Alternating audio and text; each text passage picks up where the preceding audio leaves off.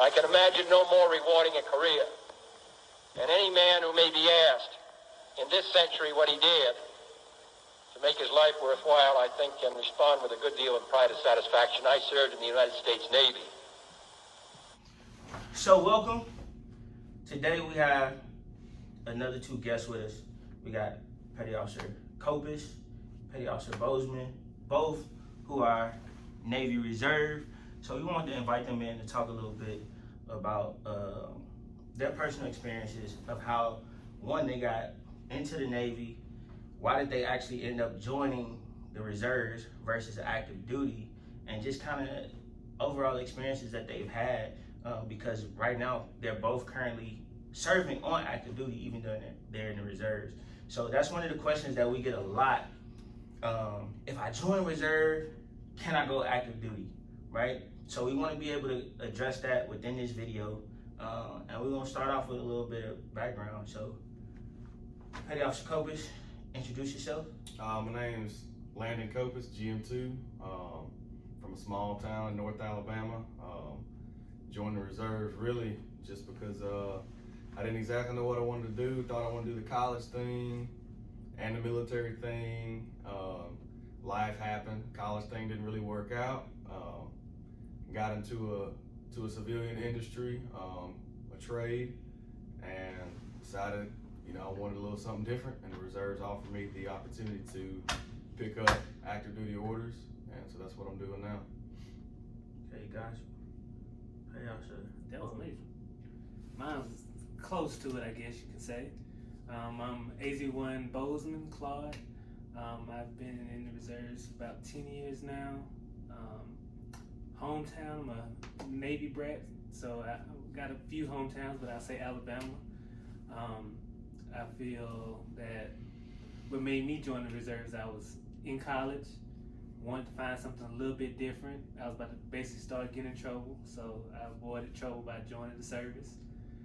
Once I came in, I learned that I can basically go on orders as much as possible with different units, and it's just been a blessing from the get-go. It helped me advance. It helped me when it was in the civilian world, didn't want to give me a job. I knew I could go on orders and I was able to feed my family or to have a mini vacation to go to nice places or somewhere different from where I was located. So it gave me opportunities to finish school and still have military service at the forefront. It always looks also good on the resume. So it was a best of both worlds type of situation. I got you. So I think one of the things is you guys are actually, out of all the recruiters and talent scouts here, you guys are two of the three that's actually from the area. So I think that's that's unique in itself, and you guys would be able to speak to kind of like the people who are here that may be trying to figure out what's next for me. So getting to know you guys, Petty Officer Copus, Yeah. one of the things you talked about, high school you played football and baseball. Won some awards. We're still trying to figure out just how good you were. Right? Not good, not that good. So, and then you also married. So you have your wife, and you were working, like as you talked about in your introduction, you were working in the civilian sector, and that kind of the stress of it you talked to me about when we took it. Right. So I'll say having the reserves as a fallback is probably one of the most recession-proof things you can do for yourself to set yourself up later. And I was not thinking about that at 18, but luckily I had that with COVID, the economy. A lot of people didn't have nothing to fall back on, and I was one of the lucky ones. I had something to fall back on. So from a husband and father point of view, it's always there you got that option to provide. So, and like you said, me being from around here, I also have the testimony of, there's not a lot. They don't really stress education around here. They don't really stress anything of higher importance around here. So for me, being a recruiter here now, being able to tell people, I know what it's like, and I know what you can eventually be. So luckily I had that. I got you.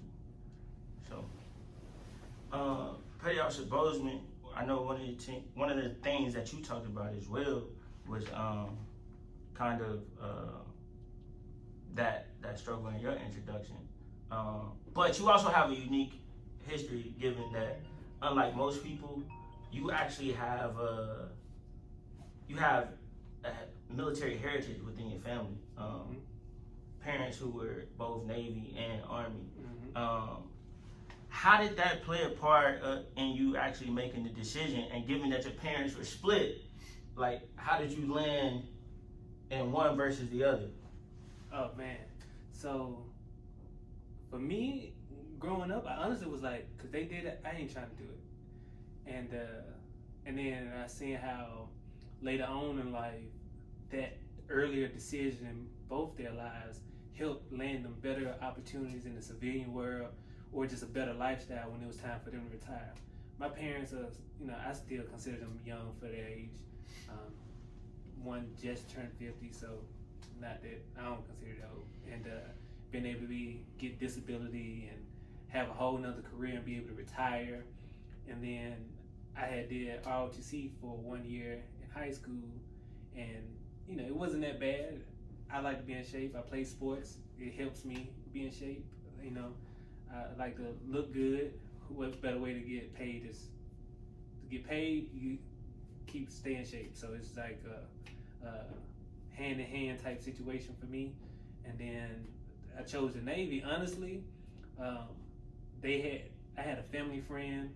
She basically gave me a call and set me down, and we had a quick conversation. I was like, well, when you want me to sign? And we set up a date, and it just was history from that point. Okay. The caveat, though, also on that real quick, is I honestly didn't even expect to be in this long.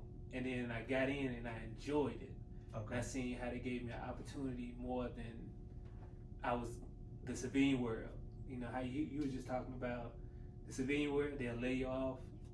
It's not going to happen like that in the reserve. So I know I can go get me something to pay for my family well-being type deal. Okay. And now you're married as well? Married, 2 kids. 2 kids. Okay.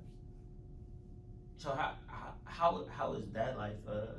As far as like, have your guys' family, like as far as wife and kids, are they at the age and point where they understand like what it is you do, and do you see like the moments where they're like proud? Because I'm a single guy, so I haven't had the opportunity to experience like I've had younger cousins and stuff that really look up to me, but I think it has to be something, the pride that you see in your kids' eyes, knowing, hey, dad does this, or my husband does this.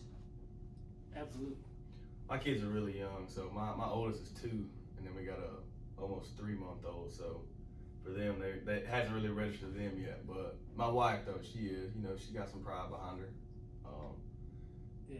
For me, mine's a 7 and 2, and my 7-year-old, absolutely. My 2-year-old, she really don't know, but she love trying to put on a uniform type deal, just that random stuff. And my wife, she's a put your cover on, all that. Right. Yeah. My wife, she's a military brat as well. Her family was in the Army, so she's originally was actually born at a base overseas, or whatever. So she kind of knows the lifestyle just a little bit. And with the pleasure of the reserves, you're not, you got the opportunity to deploy, but it's not something as it's not scheduled. Typically, it's not a scheduled rotation. Yeah, it's not a rotation like an active duty or FTS type of situation would be. So that's the good thing. I kind of can, if it happens, I can tell her, hey, it's gonna probably be a little bit before I do this again. Okay. So. Got you. So we're talking about family, and I know for most of us, when we start looking at joining, one of the things that always catches our attention are the benefits, right? And we talk about you guys talk about setting yourself up for the future, right? As far as when the job market in the civilian sector dries up.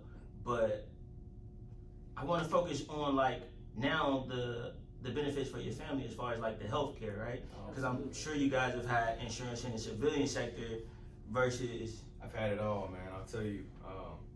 My 2-year-old was born. I was on civilian insurance. I paid a couple grand, and that was after everything was said and done. You know, I still owed a couple grand, and that was considered good insurance. And when my last one was born, he was born a week after I went on these orders, and paid a dime. So yeah, there's definitely a big difference. TRICARE is without a doubt, and I've had a lot of different insurances in the civilian world. TRICARE can't be beat at all. Dental, vision, medical, it's all best of the best for sure. Absolutely. So, you know, with my family, I had civilian jobs, great insurance, or they're what you think it is. What they consider it, yeah. Right, you know, when you compare it to other civilian employers, you know, you can't go anywhere and without a shadow of a doubt know that you're going to be covered or have some segue into making sure that it gets covered. And then the cost of it, like even as in the reserves, you know, $200 for your family versus somewhere out of town, sometimes it's $200 a check versus $200 for the month type deal. And if you're single, it's only $45. Something like that. You're less than $50 for full coverage on everything. So yeah. So you're in the civilian sector, and like you gotta for a guy like me, you gotta understand. Like this has been my job since 18. Right. I walked straight out of mom's house into the Navy, no civilian work experience. So when I hear these stories about like the insurance and stuff like that, like you're saying, well, on one hand, I'm paying $200 a paycheck versus $200 a month, and then sometimes even having what's a copay versus nothing versus nothing. Yeah. So I think that's interesting. And some of our people that's gonna see this, right? They're like you said, when you're 18, you're not thinking about 6 to 10 to 15 years down the road, but it's definitely something that if you have to kind of look to see where the decision that you're making right now, where it's gonna lead you, right? Let's talk about the drilling weekend, what that actually looks like, right? So depending on your job, I can't say where you're located. That can vary vastly. If you are, it's categories to it a little bit. If you're like a cross assigned in or cross assigned out type of situation, that's a long, elaborate explanation for that. But like if you had an active duty type command, you might actually be working on your job that you came in the Navy for.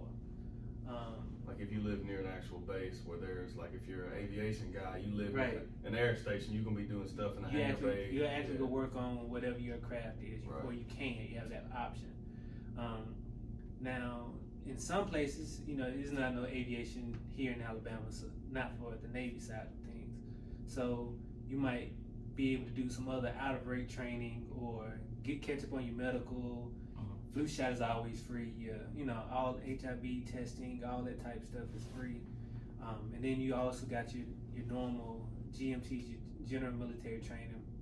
And at some locations, they have options where they can teach you CPR. So stuff that'll help you in the civilian where you're going to go ahead and do it. Intel rates, most of them actually go to a Intel skiff, depending on what unit they're attached to. So it can a drill weekend, it can vary mainly on location and what job it is. So it's not like a set. It's not a set weekend. Yeah. So corpsmen gonna do corpsman stuff, you know. So for everybody that's watching, that's not in the military, corpsmen, that's our hospital workers who, you know, they could be drawing blood, they could be doing X-rays, they could be administering the flu vaccination. Just a lot of different things that they could be doing because they work in our actual medical department if they're either on a base or on a ship. So to kind of bring it in, because I'm listening to them talk and I'm a Navy guy and some of the stuff is even going over my head, but I guess what I take away from what I can grab is that the drill weekend, for the most part, is about maintaining your qualifications and making sure your training and stuff is up to date. So when it's your time to go on your AT, your annual training, or for your time to go on your mobilization, you're ready. You don't have to do all this playing this catch up. You know, it's not like you come on a drill weekend, you know, and you're gonna play. No, you're gonna still act like you need to act like you're a part of the Navy. You know, you're gonna get the training that any active duty person would get. It's not a second-hand training where, you know, like you're gonna teach the starters this and then you're gonna test the second, you know, the bench players this. No, it's not like that. You're gonna same training that the active duty getting, the same training the reservists gonna get. Because when it's all said and done, when the big Navy needs you, they don't care who you are. They need that body, that rate, and you supposed to have that same qualification and training. Yeah, I mean, it's just like that. It's just like that analogy that you use, right? On a when you brought out basketball, on a championship team, right? Yeah, you have your starters and you have your bench players, but it takes that entire unit to win a championship. Exactly. If what I think it's 13. If 1 through 13 ain't on board, Right. we got a problem.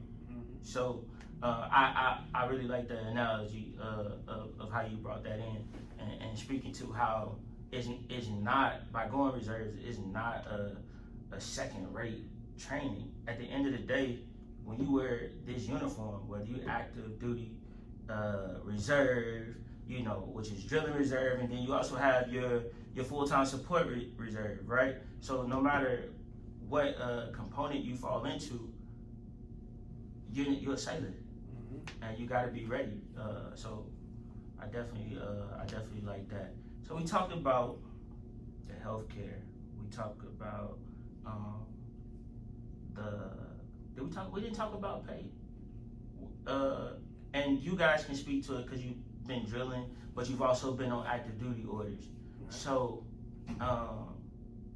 during A school, you guys are getting paid full-time active duty pay. Yep. During training, full active duty pay. Yeah. But now you go to the 1 week in a month.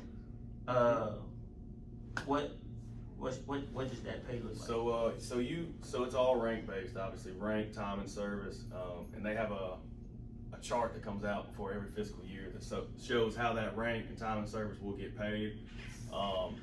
But it's not bad for 2 days. You know, showing up 2 days, it's not bad. If it was bad, there wouldn't be thousands and thousands of people doing it, retiring from it. Exactly. Also, you know, the best way to think about it, you actually getting paid more if you think about that when you get drilled down into it. So reservists, a drill weekend, depending on the unit, of course, is say 2 days a week, Saturday, Sunday. You get to first half of the day is considered a whole active duty day, and the second half is a whole active duty day. So for the drill weekend, you technically did 4 active duty days. So say somebody that's on the ship or wherever it may be, they had to work 4 days for what you get in that weekend paid. Versus active, you know, you didn't have to do the whole 30 days. You got paid 4 days. Makes sense. And I'll say they accommodate too. So like me personally, I lived over 50 miles from where drill was held. Okay. And they house you either in on-base housing or like barracks or hotels. If you're in a rural area like we are, Friday night and Saturday night, all meals are covered, stuff like that. So you're not really having to come out of pocket too much. So let's go back. You because you're over the 50 miles, they're basically putting you up so that you could attend the drill weekend. But not, on top of putting you up, they're also covering food for the time that you're out there. Right. Yes. Right. And that's so the food part of it. That's even if you are. Even if you're not. So how it works for us, if you live outside of 50 miles, they feed you breakfast, lunch, and dinner. Right.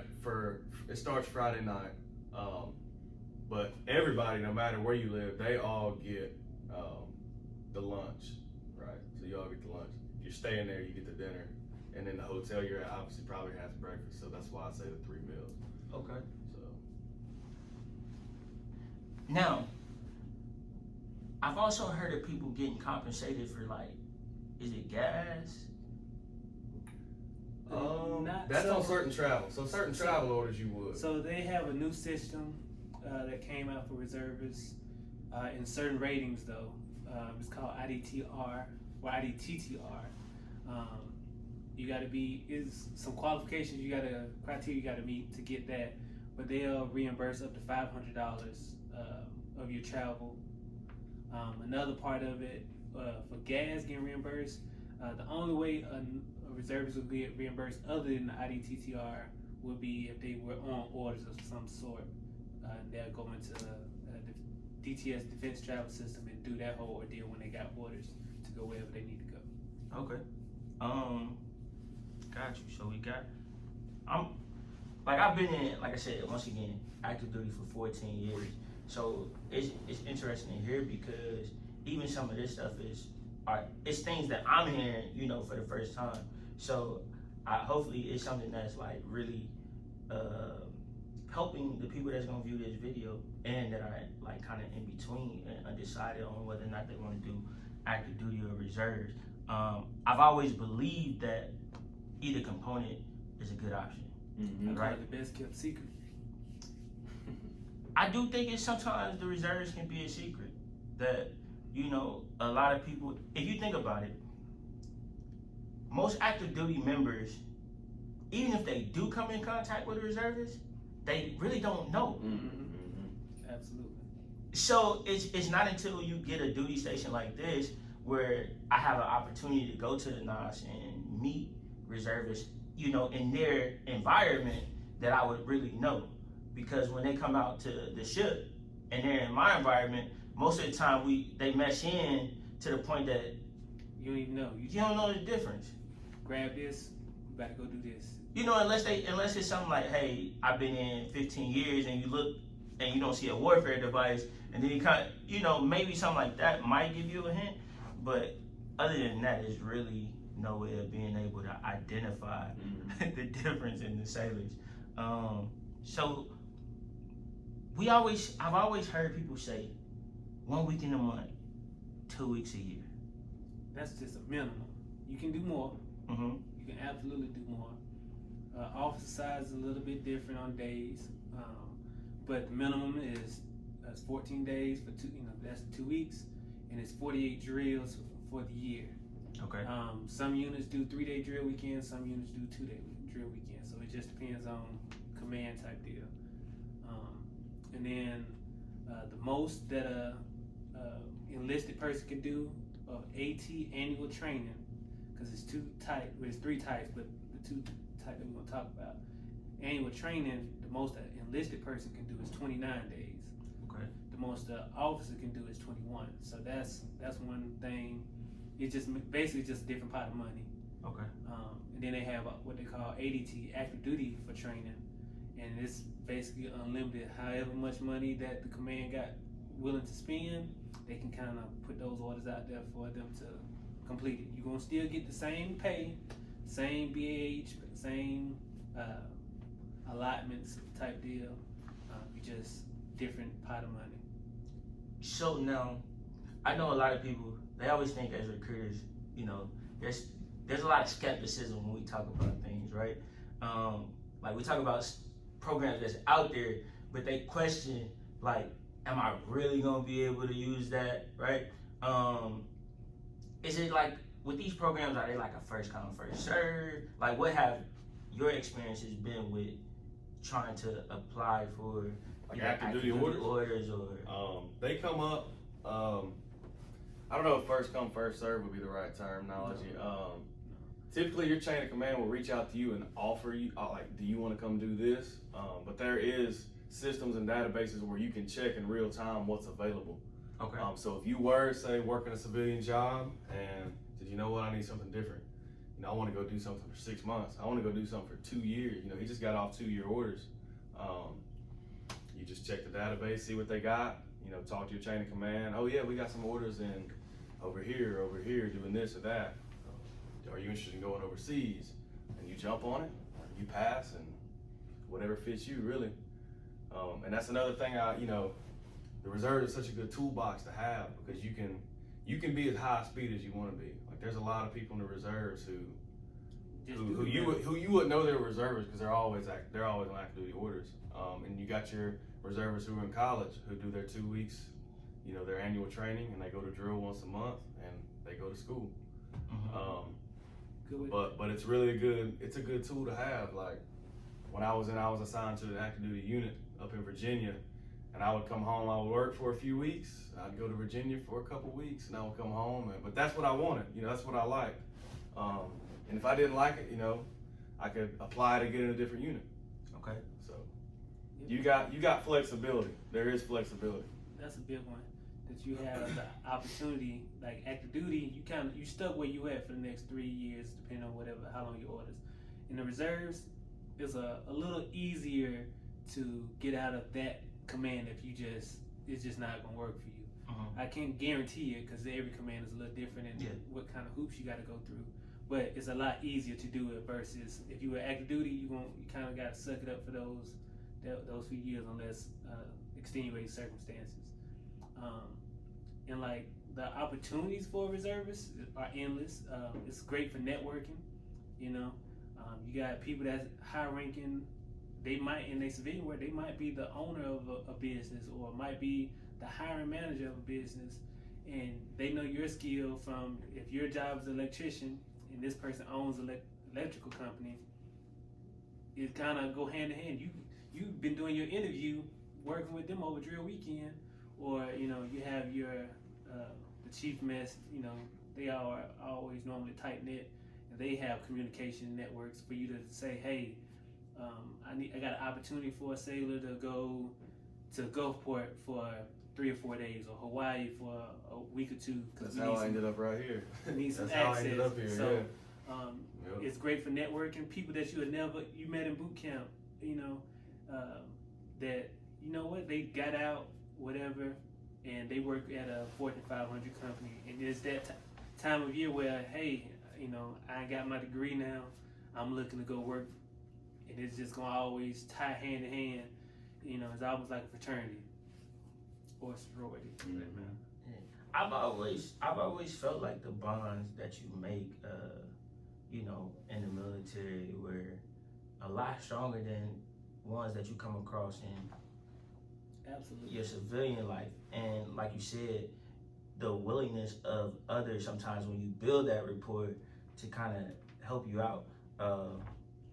My dentist, when I was stationed in Jersey, like I had no clue. I just picked the dentist off the list and went to go get my work done, and you know he ended up being a reservist. You know, we ended up talking, and he was extremely helpful helping me get things processed. Because it was like my first time kind of being on that remote status and not dealing with you know on base healthcare. So that was also a good experience to be able to have that. And he actually introduced me to some really cool people. That networking, a network that's endless. Yeah. It has no gender, it has no race. It's just endless. You know, just because you don't know something, I promise you, probably someone in your command or Somebody knows, in your rate knows somebody that possibly can help you get to your ultimate goal, and it's not an end all. And that's kind of like the reason why, like, even doing these videos, right? Because like I said, there are people who are active duty like me. One of the sailors that you guys work with, I was active duty with them originally. Then they end up being reserved. Now they're going back active duty. So to kind of see like the possibilities that are there for someone, because you don't, until you see it, a lot of times you don't know. And this kind of stuff isn't something that you just go pick up a book and this ain't in a pamphlet anywhere. I promise you. Yeah. And that's real. I've been in recruiting for 8 years, and I've seen all the different reserve pamphlets that come out, and the type of stuff that's coming out in this conversation isn't something that's covered on that pamphlet. If we go to NavyReserve.com right now, nothing against it, I think it's a great source to be able to begin a relationship with a recruiter. Right. But some of the questions that you may have just sitting at home or after you read that stuff is kind of like, well, this pamphlet ain't gonna get me there. So, but that's why I wanted to have this kind of conversation, and I was glad when you guys got introduced to the division, because now we have someone who's doing it right now. Subject matter expert. for the most Exactly. part. Because we, as a recruiter, you get it all the time, right? People say, well, if I start off reserve, can I go active duty? And you're like, you say yeah, but like I said, it's one thing to hear it, and it's another thing to see it. You definitely can do that. Yeah, you definitely Absolutely. can do that. So, And it's not a crazy process to do that either. No, it's not. Pretty simple. It's a simple process. Pretty simple. I feel like my path was the best for me, mainly because I was able to finish school. I got 3 degrees at this point, and I was able to, get some civilian experience to kind of feel, is that really what I want to do in my life? And I was able to still kind of keep my foot in the door on getting my experience, still getting my training, getting rank, that whole ordeal to figure out that balance of what do I want, because at 18, sometimes you don't honestly know what you want to do with your life. You have an idea, but you don't have that, this is what I'm going to do, that final statement. So for me, the reserve was just that perfect balance of I'm going to get my training and I'm going to go back kind of in the civilian world and I'm going to play both and make it benefit me. So now, like, time is flying by, and definitely having great conversation. Like I said, I really feel like everything is really good stuff that's being put out. Before we get out of here, though, I hear you talk about going to school. So did you use like the TA options? So in the reserves, the TA option is only available when you're on orders for a certain amount of days. I don't want to quote a certain date time frame, but it's only when you're on a certain amount of days of orders that a TA option is available. I didn't use that. I had, because of my parents, I used, and my dad has a 100% disability. I was able to get some of what they have in Alabama. It's called the Alabama GI Dependent Scholarship, where I was able to go through school. And part of it was his, and the other part was I had my own personal scholarships to go to school. Okay. Gotcha. What have you? So for you, I'm working on my first degree, but I will be using TA based off these active duty orders. Okay. So yours is pretty much the same as for you. You're gonna qualify for the active duty. Right. TA. Right. Yeah. Okay. Right. Got you. Now, can either of you guys explain the process for going to or utilizing TA when you're a reservist, or like I know you said right now you don't have the exact days. So most of that, if once you are qualified with a certain amount of days or whatnot, most times, like any active duty command type deal, you're gonna have to write request chits type stuff through your chain to make sure that it's gonna align with some of the training that they want to give you. And once that is basically done, you're gonna go. The rest of the process is like you would apply for, like you're a brand new person. Go up to the school, make sure you're eligible to get in the school in the first place. And normally I always have a VA coordinator. At almost every school I've never contacted has a VA coordinator, and they help go ahead and walk through the steps. The TA process, though, once you get that request chit or whatever that command's SOP is, standard operating procedure, once you complete that, then the rest is easy. Gotcha. I know with TA you gotta speak with a counselor like any other TA program. You gotta speak to a counselor and give them a degree plan. Yeah, we do same thing. So pretty much it's the same process for us on active duty. Having your degree completion plan, writing your request chits, and then going through the education officer at the command, which was very simple. I kind of strayed away from it for a long time, but when I finally started, I was like, this is so. Why have I been? Yeah, like why? I really got to a point where I was like, why did I take so long to start this? Like, it's not hard at all. So nothing better than getting experience and being able to get a degree behind it at the same time. And that's a great thing also. So like in the reserves, people always wonder if what I'm doing in reserves can correlate to something outside the civilian world. Some of my credits for college were taken care of just because I went to boot camp and went to my A school and my C school. So I got many parts of my credits from just doing that applied. So that saved me money right there instead of even having to use TA or whatever. It just saved me money, and I got paid for doing all the things I had to do anyway. I definitely had that same experience, and now the only thing was I opted to go a total different direction from my job in the Navy to what I'm currently going to school for now. But when you look at my joint service transcripts, which is our transcripts that shows like how many credits we get, I had like 132 credits, you know, and they end up applying, I think, 60 something credits. Taking almost half, if not half, of your degree plan just from your experience. Yeah, And that, so, you know, and then if you ever go on their website as well, you can go by your rate, and it'll tell you what schools will go ahead and take as many credits. yeah, and then also the tuition fees being reduced Reduced or waived. or waived. So I don't know. Yeah. Anybody that want to go to school, if you're not exploring these options that are here for you, I don't know. But we wanted to have this conversation before I let these guys go, because we gotta go do workouts with our future sailors.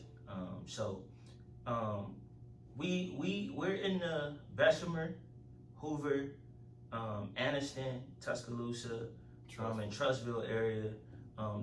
We recruit out of those areas. So this pretty much northern Alabama. Or If you're interested, though, we also cover Dothan, Enterprise, all over, and me and him do. Oh yeah, that's true. So we have Navy recruiters all over, to be honest with you.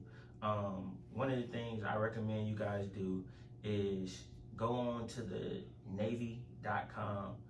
That website there will get you in contact with the closest recruiter to you. If you are watching this video and you just feel inspired to reach out right now, you can reach us by telephone 847-309-7992.